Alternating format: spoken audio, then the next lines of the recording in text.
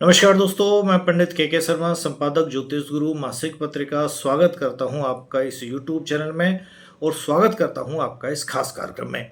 इस खास कार्यक्रम में हम आपके समक्ष समय समय पर उपस्थित होते हैं बहुत ही ज्ञानवर्धक, रोचक और जिज्ञासु विषय को लेके, और हम बात करते हैं हमेशा धर्म, अध्यात्म, ज्योतिष या व्रत पर्व जैसे त्योहारों की।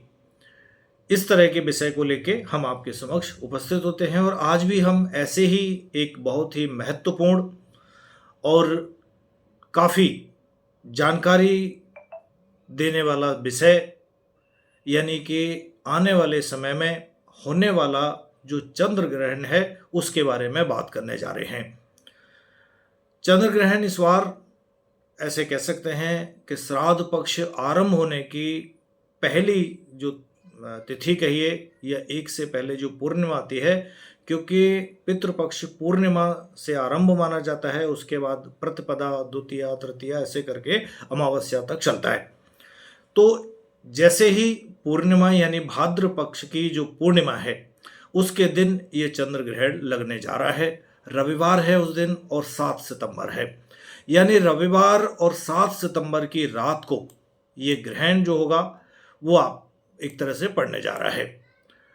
ग्रहण का जो समय होगा, हालांकि 7 सितंबर की मध्य रात्रि में आरंभ होगा, जो 8 सितंबर कह सकते हैं कि रात को 12 बजे के बाद में जो समय होता है वो अगले दिन में काउंट होता है। तो ये समझिए कि 7 सितंबर को 9:58 शाम को या रात को शुरू होके और मध्य रात्रि यानी कि 8 सितंबर के 1:26 तक ये ग्रहण जो है चलेगा। सूतक काल जो होगा वो इससे 9 घंटे पूर्व लगता है। चंद्र ग्रहण ये कह सकते हैं कि 7 तारीख को दोपहर 12:58 से सूतक काल जो होगा वो आरंभ हो जाएगा। ये ग्रहण जो होगा वो एक तरह से लगभग 3.5 घंटे तक रहेगा, क्योंकि ग्रहण जो शुरू हो रहा है वो 9:58 से शुरू होके और रात को 1:26 तक चल रहा है। तो ये चंद्र ग्रहण जो होगा वो पूर्वा भाद्रपद नक्षत्र में होने वाला है और कुंभ राशि में लगने वाला है। अब हम ये भी जानने का प्रयास करते हैं, या अब ये भी हम जानते हैं कि जो सभी राशियां हैं उन राशियों के लिए ये जो ग्रहण होगा वो किस तरह का फल देने वाला होगा, क्योंकि ग्रहण का सभी राशियों पर भी प्रभाव पड़ता है। तो ये क्योंकि कुंभ राशि में शुरू होने जा रहा है और बाकी की राशियों पे इसका क्या प्रभाव है, आइए जानने का प्रयास करते हैं। तो सबसे पहले बात कर लेते हैं राशि चक्र की पहली राशि मेष राशि की। मेष राशि के जो जातक हैं उनके लिए ये जो ग्रहण होगा वो आर्थिक लाभ देने वाला होगा। तरक्की हो सकती है, कुछ रुके हुए जो काम थे बड़े लंबे समय से वो आपके बन सकते हैं।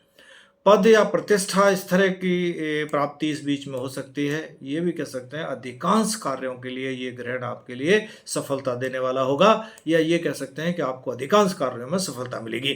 चलिए बात कर लेते हैं वृष राशि की।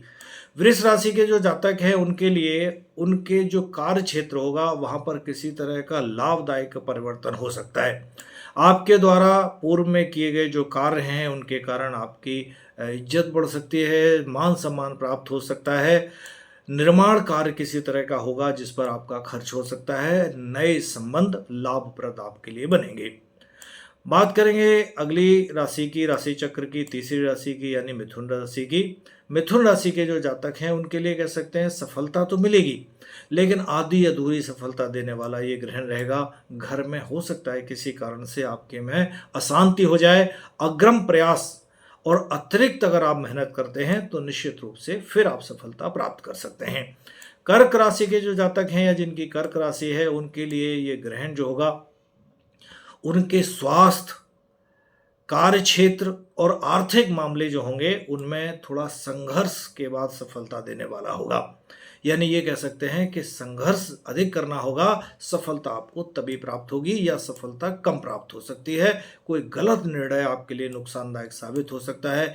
किसी तरह की ठगी का भी शिकार आप हो सकते हैं। सिंह राशि के जो जातक हैं उनके लिए जो ग्रहण का फल है उनका विवाह या साझेदारी से संबंधित जो मामले होंगे वो समस्या देने वाले रह सकते हैं। अशांति, मानसिक अशांति आपके लिए रह सकती है और खर्चों की अधिकता आपके लिए बनी रह सकती है।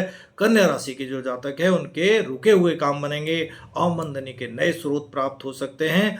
ऋण, अगर किसी तरह का कोई कर्ज आदि है तो उसका निपटारा हो सकता है और भविष्य के लिए किसी नई योजना पर भी आपका काम हो सकता है या कोई नई योजना आपकी बन सकती है। तुला राशि के जो जातक हैं उनके जो महत्वपूर्ण कार्य हैं उनमें किसी तरह का अवरोध रह सकता है, जिसके कारण आपकी सफलता आधी अधूरी कही जा सकती है। जो आपके करीबी निकटस्थ लोग हैं उनके साथ भी किसी तरह की दूरी बन सकती है, मनमुटाव हो सकता है। किसी भी चीज़ के लिए अगर आप पूर्व अनुमान लगा रहे हैं तो वो अनुमान आपका गलत भी हो सकता है।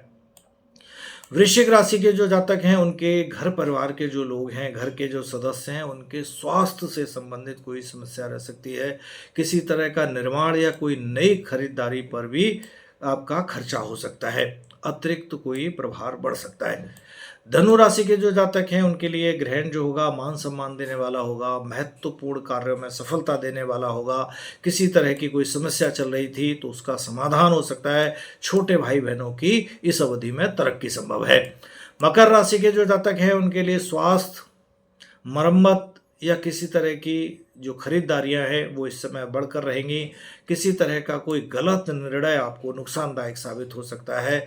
थोड़ा अतिरिक्त अगर प्रयास करेंगे तो रुके हुए कामों में भी आप सफलता पा सकते हैं। और कुंभ राशि के जो जातक हैं उनके लिए ये जो ग्रहण है स्वास्थ्य से संबंधित, कार्य क्षेत्र में यानी स्वास्थ्य से संबंधित कोई बाधा और कार्य क्षेत्र में किसी तरह की बाधा या रुकावट हो सकती है। निवास या कार्यस्थल में किसी तरह का परिवर्तन भी इस समय संभव है।